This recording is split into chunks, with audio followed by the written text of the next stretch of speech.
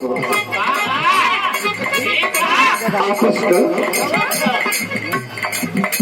प्रेम रहा, मोहब्बत रहा, लव रहा।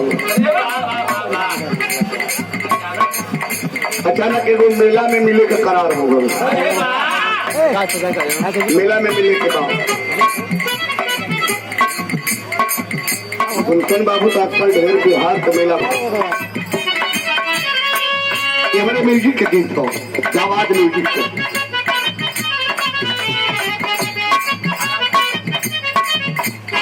हमारा लड़का के गोली बा बड़े मिजाज में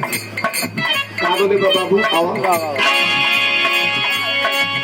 काहे दिलवा के हमरे ताके लू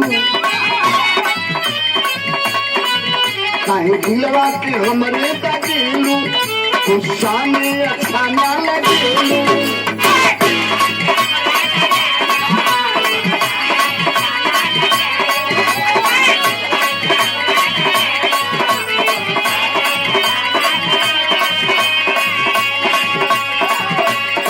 हमारे गुस्सा में अच्छा ना लगे अखिया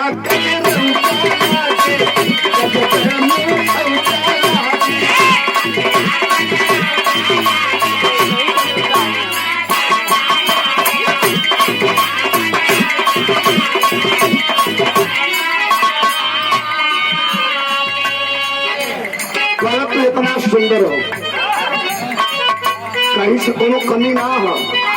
का कहे बाबू आवा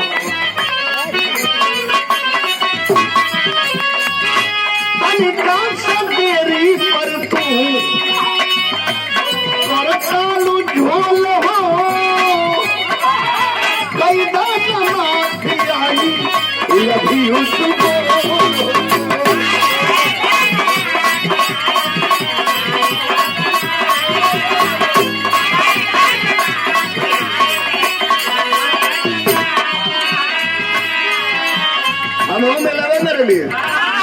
हम उधर नहीं तुम उधर नहीं हो तनी सा देरी हो गई तक खिसिया गेलू सकल भी यहाँ से मटकुट्टा में तना देर हो गए खाली झूठ पर झूठ कौन सा देरी पर तुम करतालू झोल हो कई दान माफी आई लभी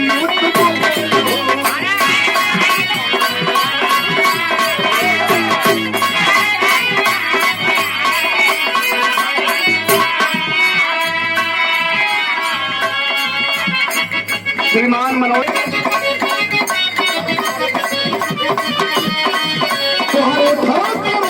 तुम नहीं डाला अखिया कदर